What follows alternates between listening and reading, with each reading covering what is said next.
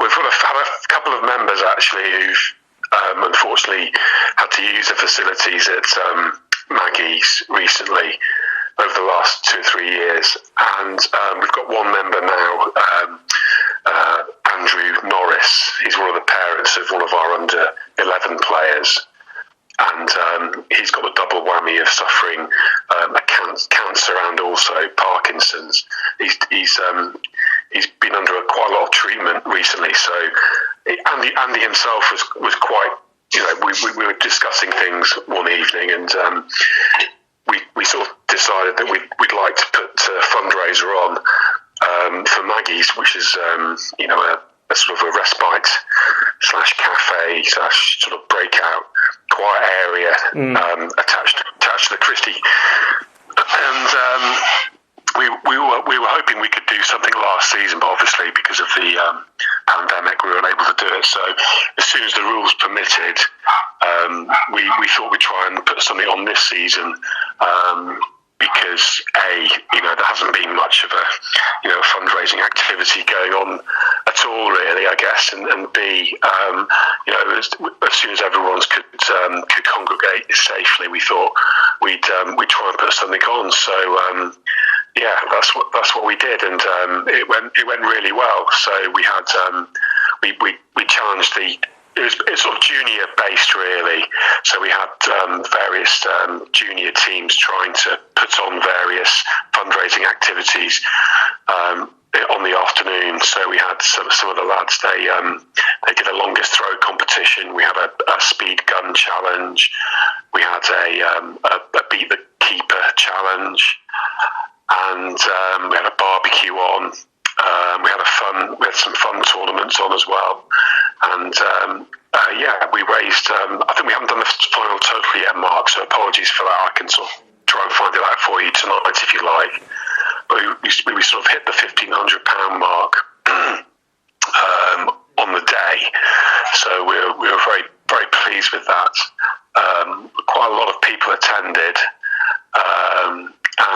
We had a really good day with the weather, so we were very lucky in that respect. Yeah, brilliant stuff. I mean, I know cancer must be quite a hard-hitting thing at the club, because I know Michael and Steve and Scott, and I know their dad died of a similar kind of thing, didn't they? He did, yeah. So does that kind of like tie into it as well? Absolutely, yeah. I mean, Richard was he's a good friend of mine as well, and he's very sadly missed. So he'll be coming up for the 2-year anniversary, won't it, this August, I think. So that was definitely in our mind. And Jane and the two boys were heavily involved in the day as well. So Mike was on the PA system putting music on and doing a little bit of commentary here and there, which is very funny. And Steve helped by doing all of the sort of logistics for the sound system and the PA and stuff, which obviously was close to Richard's heart, I guess. Yeah. And Jane manned the tombola. We had Andrew's family, Andrew Norris's family. They were heavily involved as well. So his wife, was on the raffle and running around like a mad lady, trying to rack up as much many contributions as possible. So yeah, so we had a really good day. Yeah. So it is. Yeah. I mean, what we're trying to do as a club is. We're working really hard to try and build the juniors, especially. I suppose we're quite a small club, really, but we like to think we're sort of quite community facing as well, I guess. So if there is something that our membership are sort of concerned about or looking for, something that means a lot to them, we all like to think we rally around and help out. And that's one of the ethos, I guess, of the club, and so it's good to do.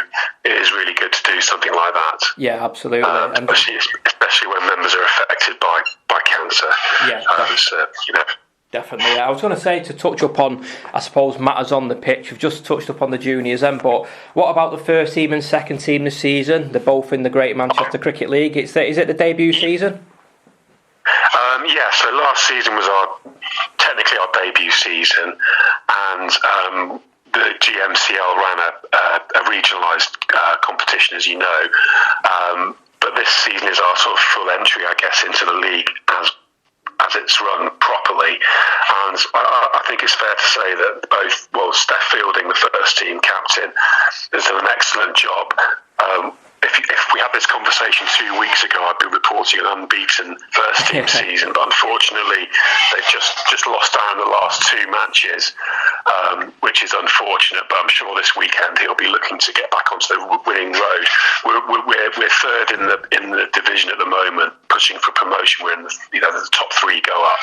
Yeah. So I think that's that's testament to Steph and the senior players in particular, because we don't have a pro or any paid amateurs. Right. And the team is a very young team. I think the average age would probably be around 26, 27, around that area. So it's lads who've all come up through the junior system as well. Mostly I think probably with two or three exceptions, they are lads who've all played, age group cricket for Mottram, 5 and 10 years ago, which is really good to see. Yeah. The second team have probably found it a bit more of a struggle. I think they may have won. I can't remember. I think they've won 3 out of their 8 fixtures, so sort of mid-table at the moment. But yeah, they're sort of finding their feet in a division that's probably stronger than the second team cricket that we were playing previously in the Derbyshire and Cheshire League. But yeah, the Greater Manchester League, every team's been very friendly and welcoming, and the pitches we played on have been a good standard, and the cricket has been of a good standard, played in the right spirit, and I think it was very sad to leave the Derbyshire and Cheshire League. It was a decision really the membership wanted to make, primarily because of the junior setup, because the Derbyshire and Cheshire don't have many junior fixtures, and with the GMCL we go right through to September with the juniors, and so we really wanted to get the juniors as much cricket as possible. So that was one of the primary reasons why we moved into the GMCL. Yeah. The juniors are doing really well. We've now got enough juniors to run 2 under-9s, and under-11s, under-13s, under-15s, and under-18s, and all the teams are doing, as anticipated, they're doing very well. And our trainings on Friday night is becoming ever more popular. We regularly get 60 to 65 kids running around, practicing and playing on a Friday night, and the parents enjoy themselves having a drink on the patio. So yeah, it's good times at Mottram at the moment. I think generally cricket, it has this area.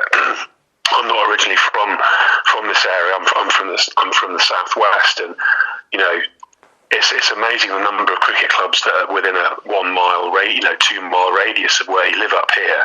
It has such a great tradition of cricket, and I know some clubs are struggling for numbers at the moment, and our best wishes go out, because as Mottram, as great as it is to run, we've got 4 senior sides now and the junior sides that I just mentioned. But I know other clubs are struggling for numbers at the moment. Some are anyway. And it's such a shame that cricket's not played in the schools anymore. I was going to say, what do you put that down to, though? Like you said, other clubs are struggling to attract numbers. What would you put that down to in this day and age? I think it's down to 2 things. The first thing is a big thing, and that's it's not played in schools anymore. So it is played at, there are some games and tournaments that go on at junior schools, but senior schools, I think only Aldenshaw Grammar and West Hill in Tameside play cricket. Which is a really great shame, and so that leads on to the second point, and that is that the clubs have to pick up all the junior work basically through volunteering, etc. But if you're somebody who's never come into contact with cricket, it's not on it's not on mainstream television anymore to any great extent. And so if your family aren't involved in cricket, it's not played at school, you won't come in, you won't get to have a go at it. Which is a real shame, I think, because it's a great game. It's really, it tests a number of things for children, and you don't have, it's a game where you can play it for enjoyment, as much as you can play it to be a competitor as well. Yeah. And I think, quite often, parents will or children will be looking to excel. And I don't think that's necessarily, right for sport is there to be enjoyed by everybody. So, you can, what I'm sort of clumsily saying is that cricket's a sport where you can sort of find your level and, you can play for enjoyment as much as you can to play, for some a club like Hyde, who are a fantastic ECB Premier club, a flagship club who do very well, or you can play village cricket, in your adulthood and everything just for enjoyment. And I think that's why clubs are struggling, is because there's not the willingness of or the budget or whatever the constraints are for the schools to put the game on. So a huge, generations have been lost. Certainly think since the 1980s, I think you're seeing a decline now because fewer people are playing it, fewer families are, involved, and so fewer kids don't know about it. So fewer kids will want to play it. I mean, a lot of the traditionalists prefer the longer version of the game, but given the times that we're in, I mean, we've got the 100 coming up this season. 2020's really excelled in the past few years. I mean, it's probably been going for about 15 years now on 2020. What's 2020 like at the club? Do you find that more people come down to watch that than on a Saturday afternoon of the longer version of the game? We still get quite a fair few watching on a Saturday, but we have T20 nights, a Friday nights, and I know that the Derbyshire and Cheshire also do a Thursday night 2020 for seniors, and we get a good crowd. You do get people who probably don't come down to a Saturday afternoon to watch the game. Everyone recognises that it's a faster paced game. Everyone knows it's going to be done in, say, a 2-hour, 3-hour set. And so, I think it's been brilliant for the game in terms of trying to raise the profile. And of course, the 100, I think, is hoping to take it a stage further. And, there's a number of, new initiatives and innovations that cricket is doing and going through the ECB are pushing through, which they've always done. It wasn't so long ago, decades ago, that we only had, first class cricket was 4 days, and there was hardly any one-day cricket. And now one-day cricket is very much the forefront, and Test cricket and county cricket, first class cricket is sort of a completely different set of circumstances. Certainly, the 100, I think, will in August we'll be able to do something with the kids at the club as well, and trying to get some involvement with the Manchester Originals. We've got Alice Dyson, who's contracted to the Manchester Originals ladies team, so we're going to go down en masse and support her in one of the double header games that they'll have at Old Trafford, and hopefully introduce more kids, more families, more people to the game that way. I think it's important to try and support these new initiatives that the ECB are running. But I think T20's been good to introduce new people to the game. Yeah, certainly, Mark. Yeah. Brilliant stuff. And just to go back to a point you made earlier, very quickly, you said you've not got an overseas or a professional this season. Is that just an implication of COVID, or is that something the club are going to continue with long term? Are you looking to progress these juniors instead of employing a professional? I think you probably have to ask the first team captain about that. My view is, I think we've done it this season. We couldn't have done it this season. I think next season there's consideration is going on at the moment. You've got the financials to consider. You've also got the team dynamic to consider. If promotion's secured, whether having a professional might upset some of the existing team makeup. But I think certainly if we do get promoted, we would probably need to get a professional in, and I think selecting that professional, it'll be the clubs. Certainly in recent memory, I don't think they've had a pro. So it would be a big step for the club to take.